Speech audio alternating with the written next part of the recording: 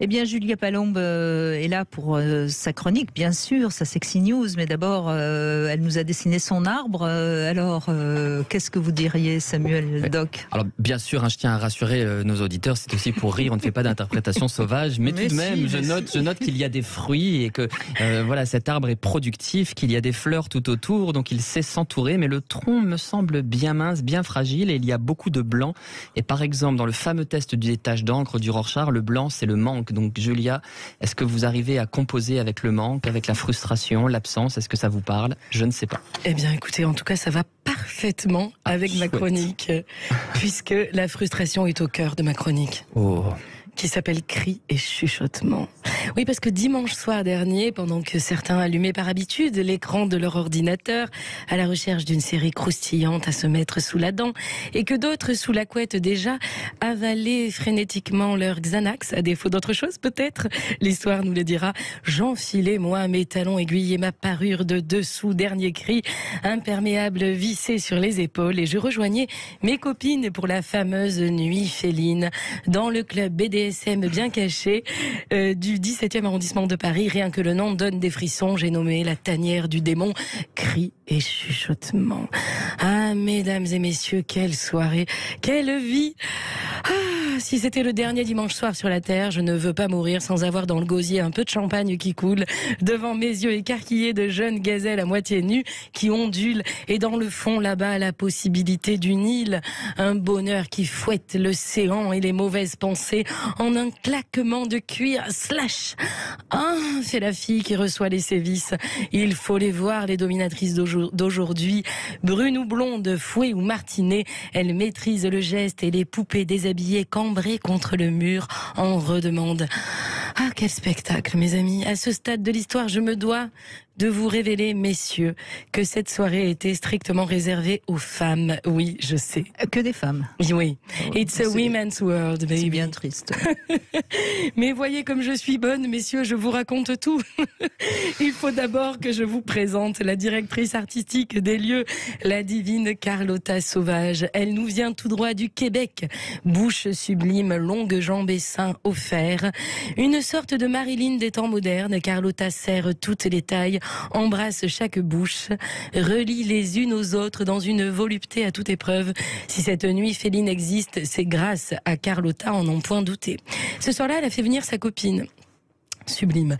Modèle de son état, la plantureuse Muffin, blondeur platine, pieds cambrés, photogénique, à tomber par terre. Muffin a des talents de créatrice de bijoux, des bijoux de corps scintillants, et en son honneur, défileront ce soir-là plusieurs beautés triées sur le volet, arborant fièrement les parures étincelantes dorées sur leur corps de bronze ou de porcelaine, entièrement nues. Alors je l'avoue sans ombrage, j'ai rarement été témoin d'autant de beauté féminine réunie. Si la sororité existe, mes amis, c'est dans la mise à nu qu'il faut aller la chercher, je crois. Le temps de se remettre de nos émotions, nous sommes allés siroter notre coupe de champagne dans une petite cage creusée dans la pierre, mes copines et moi. Alors de quoi peuvent parler 4 nanas ensemble à ce moment précis de la soirée? Eh bien vous allez peut-être être surpris. Nous parlions de la rigidité des spaghettis. Si, c'est vrai. Je suis déçue. Les spaghettis, quand elles sont bien droites, al dente, elles sont agréables à avaler, mais quand elles sont toutes molles, ça ballonne, et c'est à te dégoûter de la spaghetti, c'est vrai. Alors nous avons été interrompus par des cris venant du fond du couloir, là où se trouve la croix de Saint-André.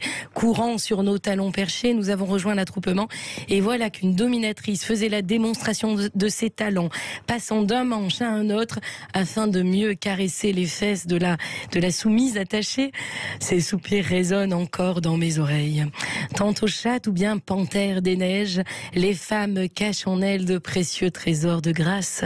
Révélés à la lumière de la bougie cette nuit-là, le caractère félin de la femme m'est apparu extrêmement puissant et jouissif. Ce n'est pas étonnant que les femmes se pressent à la porte de cet établissement pour cette soirée spéciale féline, car à travers cette exploration exclusivement féminine, elles se reconnaissent, se reconnectent à leur nature animale et repartent chargées de puissants puissance et de beauté. C'est là que le rituel prend toute sa dimension, lorsqu'il est révélateur de cette puissance intérieure, lorsqu'il s'auto-alimente et recharge l'humain que nous sommes. Alors vive les femmes félines, et messieurs, la prochaine fois que vous chevaucherez la panthère, rappelez-vous de ce qu'elles font ensemble quand elles sont toutes seules, et tâchez d'être à la hauteur. Le week-end sera bestial ou ne sera pas. À la semaine prochaine, mes lions, mes tigres, mes panthères. Mais lionnes, mais tigresses, me semble-t-il. Mais aussi, oui. C'est vrai que je parle aux femmes et soudain je termine avec les hommes. Je suis incorrigible. C'est ce qu'on remarque, hein, Samuel Doc. Oui, tout à fait. Moi, il faut que je revoie mes dimanches soirs. Hein, c'est très, très plan-plan à côté des explosions sensuelles de Julia. Alors, l'histoire ne nous dit pas si vous avez pu vous en remettre à une dominatrice et si vous avez osé franchir le mur du son, des cris et des dominatrice, Julia. L'histoire ne nous le dit pas, je le relève. En tout cas, ce que je peux vous dire, c'est que j'ai eu du mal à voir dans l'Assemblée qui était soumise et qui était dominatrice. J'ai trouvé ça formidable parce que c'était pas du tout caricatural. Non, mais on s'attend à des femmes un peu comme ça, viriles, qui montrent le fouet bien en évidence, etc. Et pas du tout. Les nanas étaient toutes magnifiques et puis ça a valsé. On pouvait vraiment pas se faire une idée à l'avance. Donc je me suis dit que ça c'était pas mal. Ça tournait bien. Et c'est un peu comme ça d'ailleurs moi que j'imagine nos facultés, enfin les miennes, mais celles de tous aussi, avec cette possibilité de changer, d'être à la fois l'un et l'autre, suivant les lunes, suivant les jours, les nuits. Switch, comme on dit. Switch, yeah. Oui, mais Free gender. Ça, je pense que c'est vous qui avez une capacité d'adaptation au-dessus de la moyenne. Je pense que les gens sont plutôt d'un côté ou de l'autre. Hein. D'ailleurs, on l'entend souvent quand on écoute les couples parler de leur sexualité. Il y en a toujours un qui est plutôt dominant et l'autre qui laisse l'autre. Enfin, justement, il y a un metteur en scène et un acteur, pour pas utiliser ces termes dominants, soumis, qui sont très connotés SM. Oui, mais moi, c'est vrai que j'étais très intéressée par les dominatrices parce que c'est toute une technique.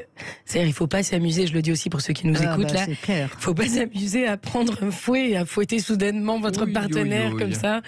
Parce qu'il y a plein de petites techniques.